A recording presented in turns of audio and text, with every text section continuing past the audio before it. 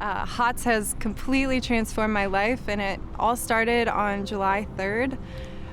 That was when I was having chronic back issues, and this was happening to me pretty much once a year to the point where I couldn't even get up. But I went to church that Sunday, and I talked to Mark and Linda, and they prayed for me.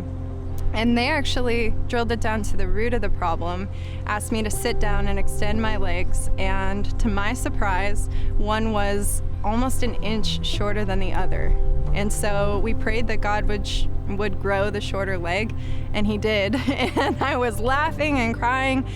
I was so shocked because I didn't even know there was a problem, but God knew there was a problem and he was going to fix it in that moment. So after that, I immediately called my 3 friends, and that night, my friend who's all the way in Michigan, she had been having back problems. She checked her legs with her husband, and they prayed that God would grow her shorter leg, and he did, almost an inch as well.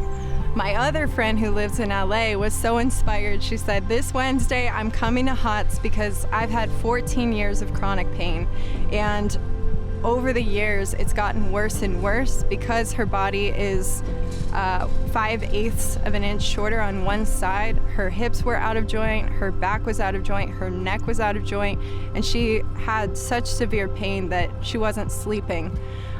So she took that testimony. She's like, "That's for me."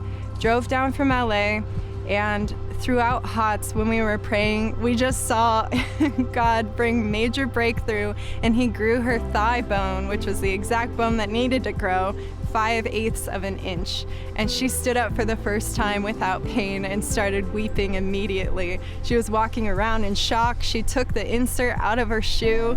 She went to go get new shoes. It was just this beautiful unfolding of how God was opening up a new chapter in her life.